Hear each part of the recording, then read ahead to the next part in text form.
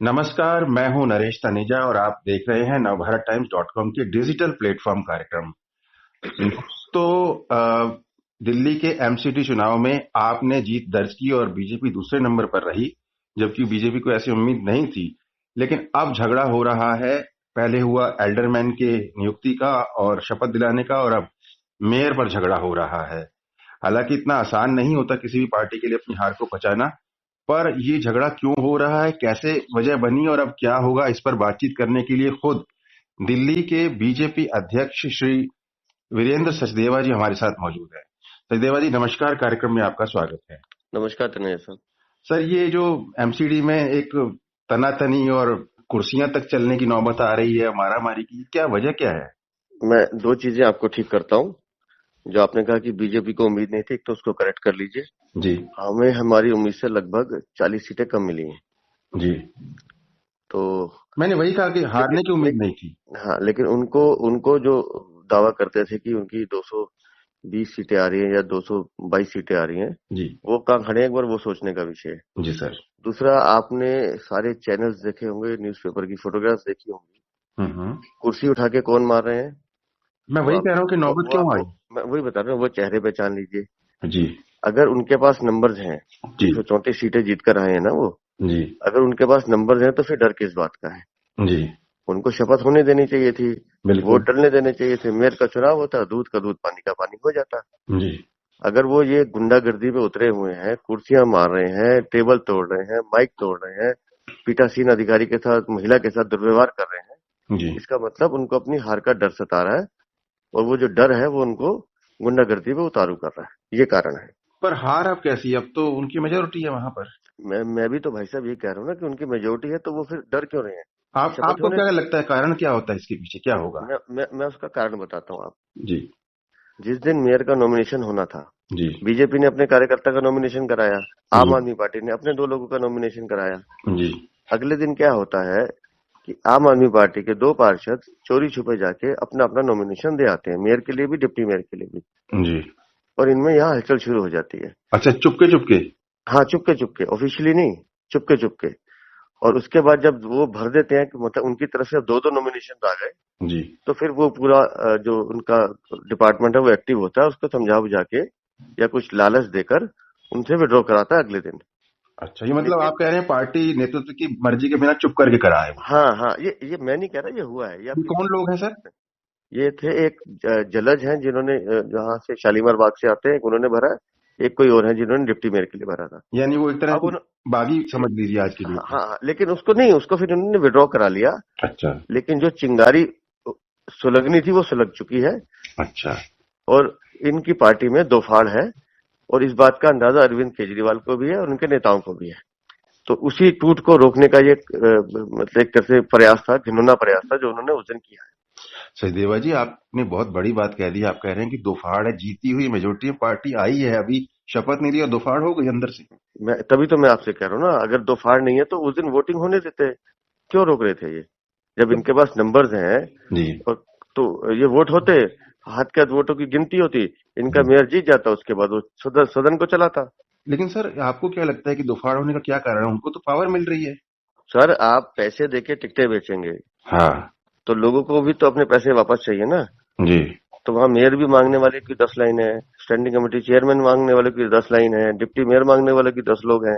हम्म। तो पद तो एक ही है ना, कितने लोगों को संतुष्ट करेंगे अरविंद केजरीवाल? यानी आप ये दूसरे शब्दों में कहना चाहते हैं कि हर आदमी को, आप जो एमसीडी में आप पहले चुनकर आए हैं, हर आदमी को कुछ ना कुछ मलाईदार सीट चाहिए, जी, मेरा मेरा यही अभिप्राय है। इसलिए दोफाड़ आपको लग रही है। जी, और और ये लग नहीं रही है। जब भी देखिएगा, जब भी मेयर के या डिप्टी मेयर के स्टैंडिंग कमेटी के चुनाव होंगे, मैं पुनः इस बात को दोहरा रहा हूँ, चौंकाने वाले परिणाम आपको देखने को मिलेंगे। वीरेंद्र सचदेवा जी, क्या ऐसा होगा कि वो आपके साथ आकर खड़े हो जाएंगे और आपका मेयर चुना जाएगा? मैं तो ये कह नहीं रहा, मैंने तो ये कहा है चौंकाने वाले परिणाम मिलेंगे। नहीं, चुकाने हम तो वाला तो यही सभी हो सकता है, इससे ज्यादा हम चुकाने तो वाला। ह- हम तो सभी पार्षदों से ये कह रहे हैं कि आप अपनी अंतरात्मा की आवाज पे वोट दीजिए, और जो सही है उसका साथ दीजिए। मतलब आपको उम्मीद है कि जैसे चुनाव आने से पहले या रिजल्ट आने पर भी कहा गया था आपके सीनियर नेताओं की तरफ से कि मेयर तो बीजेपी का ही बनेगा, आपको उम्मीद है कि मेयर बीजेपी का ही बनेगा? मुझे विश्वास है। तो इसका मतलब ये कि वो सारे लोग आपके साथ आ जाएंगे। सर मैं तो कह रहा हूँ, मुझे विश्वास है साथ नहीं भी आएंगे तो वोट तो डाल ही सकते हैं ना। अच्छा, मान लीजिए वोट डाल देते हैं, कल को साथ आना चाहिए तो आप ले लेंगे उनको? सीक्रेट वोटिंग है। नहीं। अगर वो हमारी नीतियों में विश्वास करते हैं, हमारी लीडरशिप में भरोसा जताते हैं, तो हम्म, उनका स्वागत करेंगे। सचदेवा जी बड़ी इंटरेस्टिंग बात कह रहे हैं। वोट तो उन्होंने दे दिया, मेयर तो आपका बन गया मान लीजिए, मैं एक कल्पना कर रहा हूँ, बाद में वो आपकी पार्टी ज्वाइन करना चाहिए, वो करा लेंगे आप उनको? मैंने आपसे क्या कहा कि राजनीति में संभावनाएं कभी खत्म नहीं होती। अच्छा, एक बात बताइए कि आपकी तो नहीं बनी एमसीडी में सरकार अभी तक, उनकी बनी है। आमतौर पर बीजेपी की तरफ से ये आरोप लगते हैं, शीर्ष नेतृत्व की तरफ से भी लगते हैं, और दिल्ली के स्तर पर भी, कि ये अरविंद केजरीवाल या आप पार्टी रेवड़ियां बांटती है। आपने देखा होगा इस बार जब एमसीडी के चुनाव हुए तो उन्होंने कोई रेवड़ी जैसा काम नहीं किया, लेकिन 10 काम गिनाए। पर अगर अब उनकी बनती है, मान लीजिए एमसीडी में कुछ तोड़ फूट नहीं होती और उन्हीं का मेयर बनता है, जो भी जैसे भी उनका पावर में है, तो आप कौन से इशू उठाने वाले हैं उनके सामने?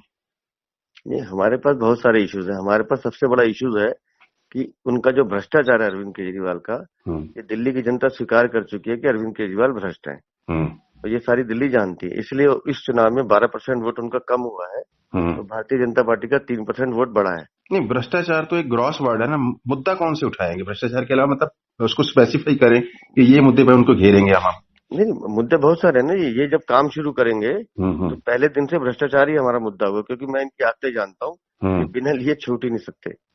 अच्छा, लेकिन आपको शायद याद होगा, भूले नहीं होंगे आप, एमसीडी के चुनाव में इन्होंने ही कचरे के पहाड़ का मुद्दा बनाया था और वो मुद्दा विलीन हो गया, उस पर क्या? देखिए मैं आपको बताता हूँ। 18 अक्टूबर को माननीय गृह मंत्री जी ने ओखला तहखंड में एक संयंत्र का उद्घाटन किया है। किसका? एक एक जो नया मैकेनिज्म जिससे कूड़े से बिजली बन रही है, उसका उन्होंने उद्घाटन किया है। जी।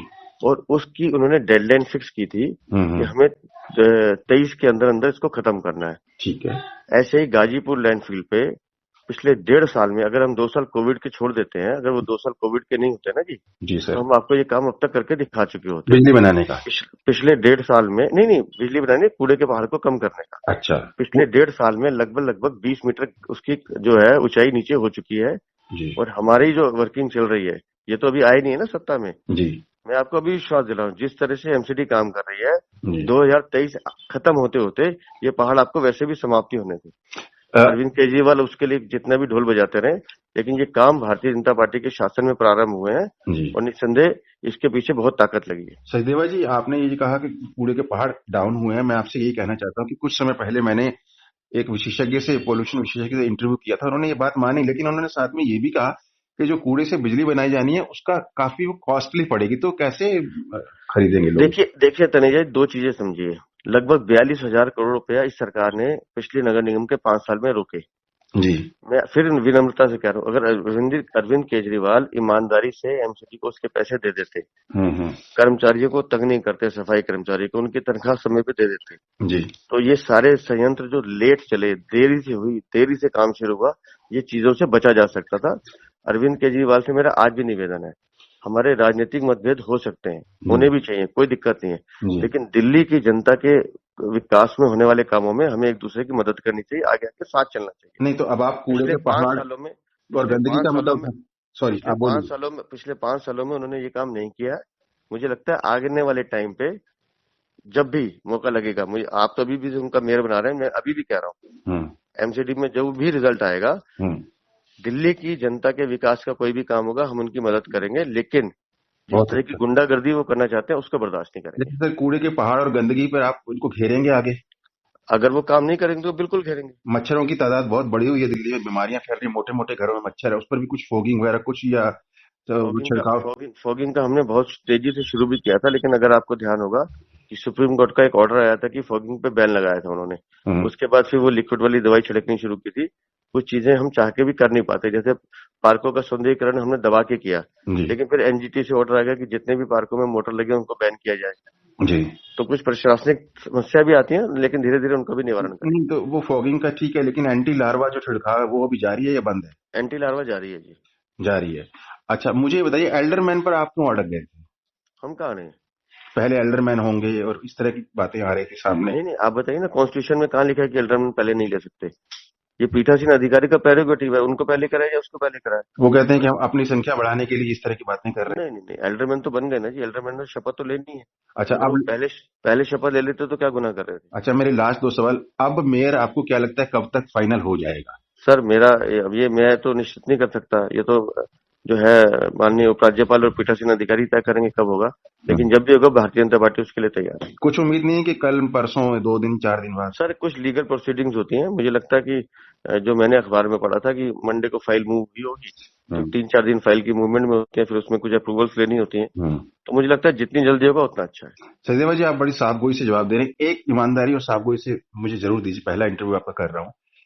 अगर मेयर आपका बन जाता है जी तो आपकी 3-4 प्रायोरिटीज, 2-4 प्रायोरिटीज कौन कौन सी रहेंगी दिल्ली वालों के लिए, जो उसको बहुत देखिए फायदा पहुंचाए? देखिए हमने पिछले 5 सालों में 450 ढलाव घर बंद किए, जो बाकी ढलाव घर बचे उनको बंद करेंगे। घर से कूड़ा उठाने का जो हमारा मुहिम चल रहा है उसमें और तेजी लाएंगे। कूड़े को पहाड़ के जो जिसकी चर्चा बार बार होती है उसको खत्म करना हमारी प्राथमिकता है ही। और अभी G20 को लेकर, क्योंकि 56 राज्यों में ये कार्यक्रम चलना है, 56 दिल्ली राज्यों में? अपने 56 जो हिंदुस्तान की 56 स्टेट में ये मीटिंग 56 होनी है। नहीं है सर हिंदुस्तान में? सर 56 स्टेट नहीं बोल रहा मैं, थोड़ी 56 जगह बोल रहा हूँ सर। हाँ 56 एरिया। अलग अलग शहरों के हाँ 56 स्थानों पर। राज्य निकल गया आपसे। हाँ हाँ सॉरी, अलग अलग राज्यों के 56 स्थानों पे ये कार्यक्रम होने हैं, तो दिल्ली में भी होने हैं।